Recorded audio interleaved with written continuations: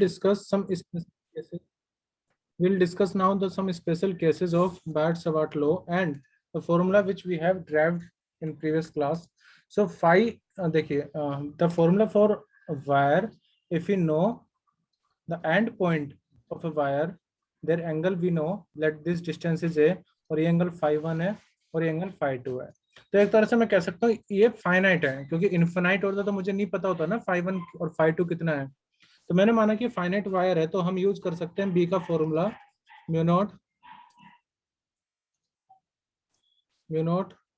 Upon में 4 pi into में आई upon में ए sign phi1 plus sign phi2. ठीक है. अब इसी फॉर्मूले को हम यूज करके कुछ स्पेशल केसेस लिखेंगे. फॉर एग्जांपल, सपोज आपके पास एक वायर है जो कि काफी स्ट्रेट है, मतलब पूरा स्ट्रेट वायर और काफी लंबा है, इन्फिनिटली लॉन्ग है. मेन पॉइंट क्या है? Infinitely long. इन्फिनिटली लॉन्ग मतलब कि इस तरह से वायर है आपका और एंड पॉइंट आपको इतना ज्यादा पता नहीं है, और लेट से मैं इस पॉइंट को कंसीडर कर रहा हूँ, यहाँ पर मुझे मैग्नेटिक फील्ड पी पॉइंट पर निकालनी है.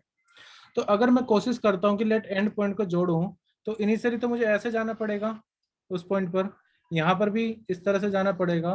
तो मुझे एंगल देखना होता है ए पॉइंट से, मतलब ये जो वायर अगर ऐसे है तो वायर के रिस्पेक्ट में जो मेरे पॉइंट मिड पॉइंट है ए, उससे कैसे जा रहा है. सो इस तरह से, तो मैं ये वाला एंगल देखता हूँ. ठीक है. सो phi1 मतलब ये वाला हो जाएगा, phi2 ये वाला हो जाएगा. लेकिन अगर ये वायर वाला बहुत बड़ा है तो मुझे ऊपर को इस तरफ जाना पड़ेगा. तो approximately we can consider let this angle and this both angle I have considered it as let's say 90 degree. तो अगर मैं इन दोनों एंगल को 90 डिग्री कंसीडर कर लेता हूं, तो मुझे फॉर्मूला पता लग जाएगा एक स्ट्रेट वायर का जो कि काफी ज्यादा कह सकते हैं बड़ा है या इन्फिनिटली लॉन्ग है. ठीक है.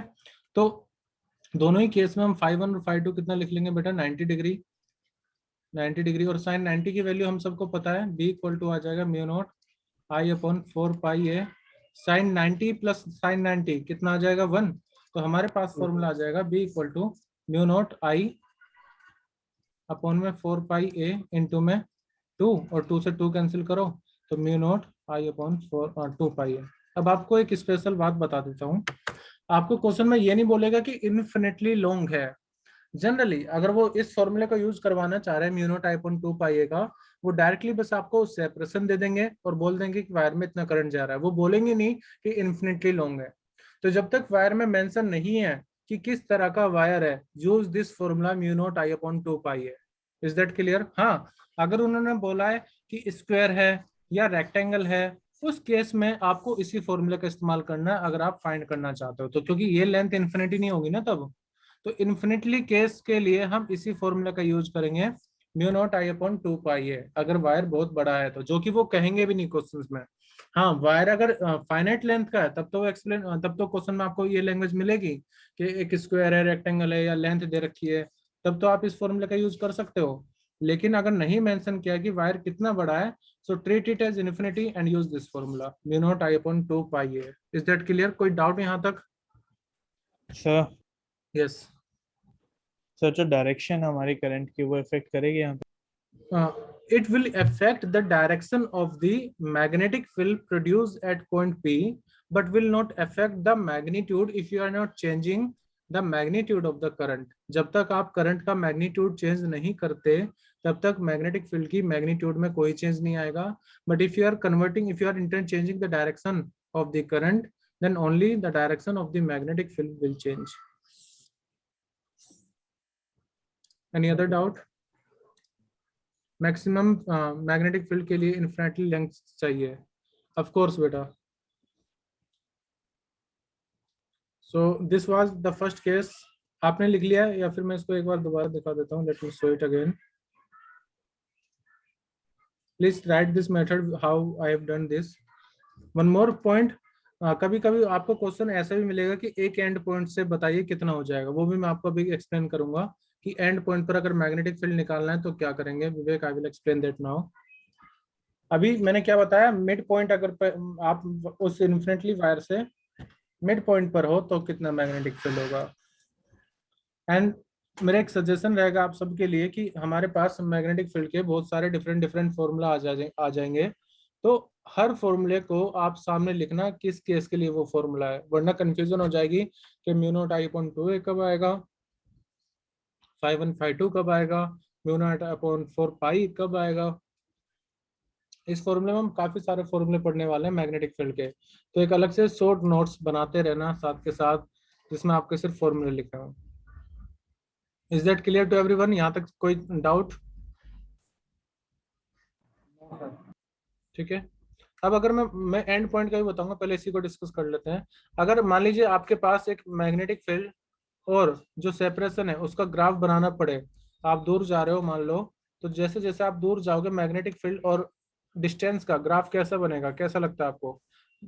मैं चलो सिर्फ एक एक इस तरफ बना रहा हूँ, मान लो ये मेरा वायर रखा हुआ है और मैं इस वायर से दूर जाता जा रहा हूँ, मिड पॉइंट है ये, तो कैसा? घटता जाएगा, हाँ, डिक्रीज होगा, इंक्रीज होगा? Decreasing graph.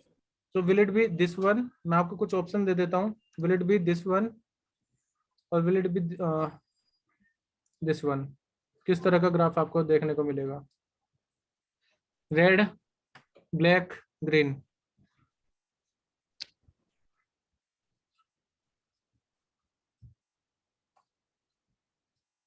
तो b प्रोपोर्शनल टू 1/a है। हम वायर से दूर जाते जा रहे हैं, हम वायर से दूर जा रहे हैं कंप्लीटली, धीरे धीरे पास से दूर जाते जा रहे हैं, तो किस तरह का मैग्नेटिक फील्ड? मुझे जो आंसर आ रहे हैं इनवर्सली होता है, बिल्कुल होता है, और सीधा ब्लैक का आंसर बोल रहे हैं। और हाँ 3 तो मैंने नहीं लिखा, आप मुझे कलर कोडिंग बता दो, कलर के हिसाब से कौन सा होगा। ये मेरा वायर रखा हुआ है, आप ऐसे भी बता सकते हो, मान लो एक मैंने रेड वाला इस तरह से बनाया है, ग्रीन वाला मैंने ऐसे बना रहा हूँ मैं इस तरह से। रेड विवेक कह रहे हैं, अरहान ग्रीन कह रहे हैं। So let me tell you कि आंसर जो करेक्ट होगा, ब्लैक।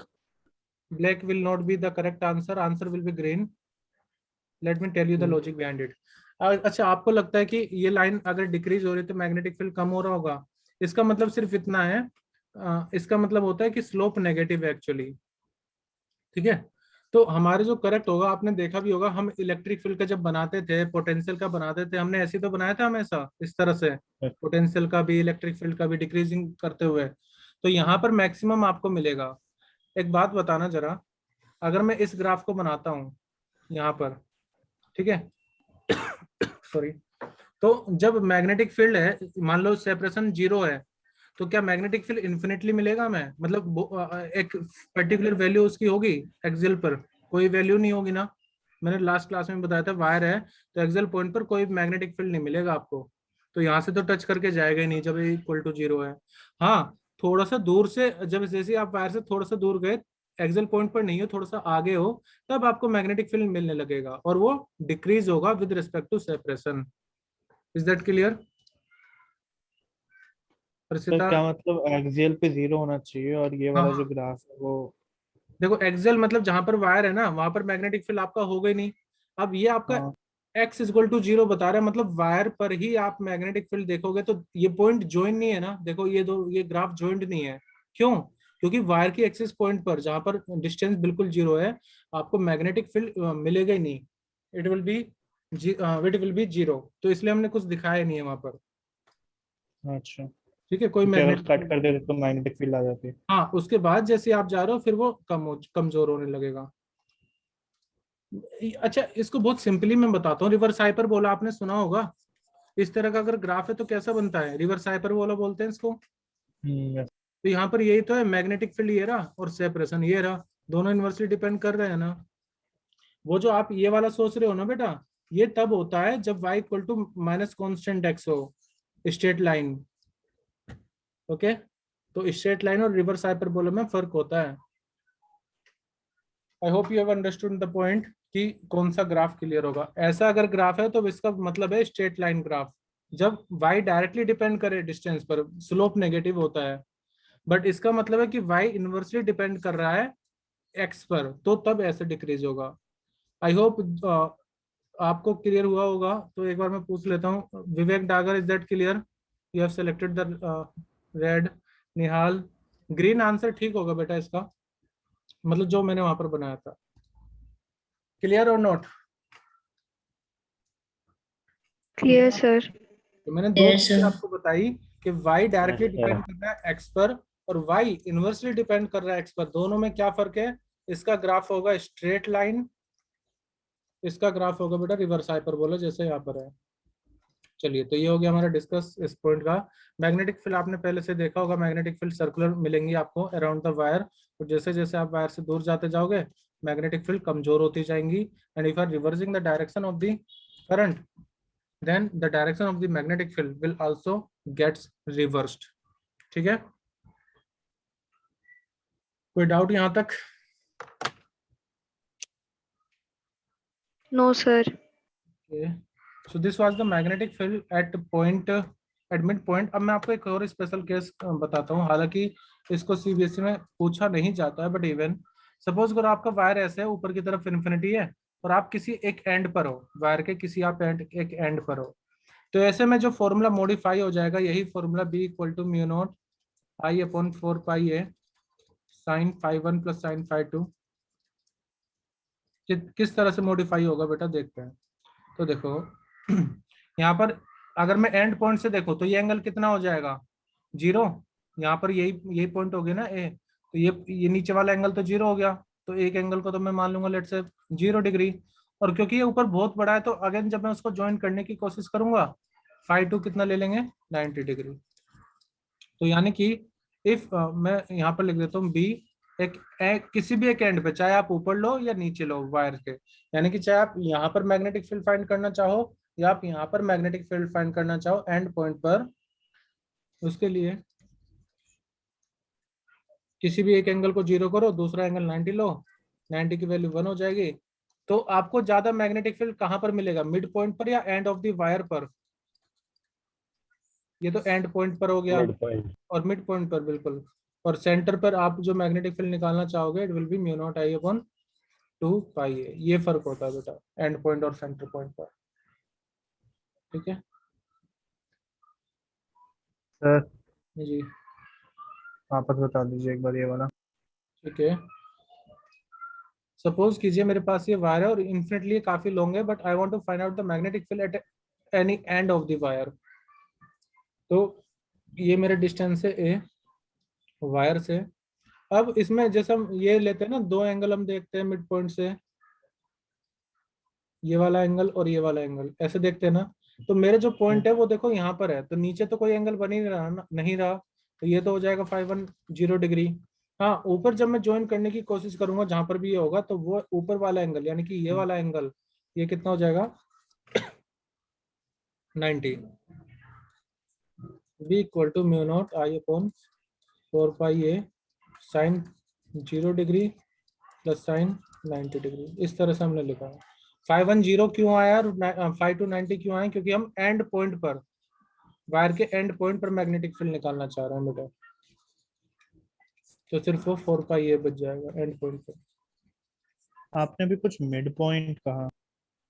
मिड पॉइंट अगर यहाँ पर अगर आपको निकालना होता तब तो एंगल 5-1 5-2 जो भी होता वो ले लेते हैं, ठीक है। लेकिन अगर एंड पॉइंट पर निकालना हो तो वो उसके रेस्पेक्ट में हाफ हो जाएगा, मिड पॉइंट के रेस्पेक्ट में। मैक्सिमम अगर मैं कहूँ मैग्नेटिक फील्ड तो वो सेंटर सेंटर सेंटर पे वेरी नियर टू चार्ज। लेकिन अगर आप मान लो फिक्स डिस्टेंस पर हो, फिक्स दूरी चेंज नहीं कर रहे हो, ऊपर नीचे ऐसे देख रहे हो, तो मैग्नेटिक फील्ड भी वेरी करेगी अगर आप ऑब्जर्व करो डिफरेंट डिफरेंट पॉइंट पर, लेकिन डिस्टेंस सेम। सेंटर पे देखोगे तो क्यों मिलेगी, हमने तो अभी एंड पॉइंट चेक करा ना। हाँ हाँ, तो सेंटर पे तो सेंटर पे निकाली थी फर्स्ट वाली हमने, B equal to mu naught I upon 2 pi है, वो सेंटर की तो थी बेटा। सेंटर की थोड़ी थी, वो तो एक पॉइंट था जो सेंटर पे जा रहा था, मतलब मैंने इस तरह से सेपरेशन। इमेजिन करा था कि यहाँ से ये हमारा मिड पॉइंट है यहाँ पर, और आपका वायर ऊपर भी इन्फिनिटली जा रहा है और नीचे भी इन्फिनिटली जा रहा है फर्स्ट वाले केस में, और देन पॉइंट पी आई। को अगर बहुत पास ले आऊं वायर के तब ज्यादा। हाँ हाँ, तो दोनों एंगल उस केस में 90 degree we have to take, तो तब वो आया था म्यू नॉट आई अपॉन 2 है 2 पाई तो है। केस वन केस टू बना के लिख लें। हाँ हाँ बिल्कुल, तो वही मैंने बताया कि अगर मिड पॉइंट पर अगर आप हो, इन्फिनिटी लेंथ के मिड पॉइंट पर, वैसे जनरली मिड पॉइंट ही मिलेगा, बट कॉम्पिटिटिव एग्जाम्स में आ जाए, एमसीक्यू में आ जाए, भरोसा नहीं रहता कि क्वेश्चन कहाँ से पूछ लिया जाए, तो उसके केस में भी आपको ये चीजें पता होनी चाहिए। देखो आज में हमारे लगभग 3 से 4 डिफरेंट फॉर्मूला कर लिए मैग्नेटिक फील्ड के। ठीक है, ये नोट। और ये तो हमारा बड़ा फॉर्मूला है ही। इसको कब यूज करेंगे? 5(1 + sin⁵2 वाले को कब यूज करोगे? सर जब इन्फिनिट लॉन्ग वायर रहेगा। फाइनाइट बेटा, फाइनाइट लेंथ पता हो और एंगल हाँ पता हो, फाइनाइट रहेगा जैसे सर। स्क्वायर हो गया या रेक्टेंगल हो गया, इस तरह से। ठीक है, और ये इन्फिनिटली लॉन्ग के लिए।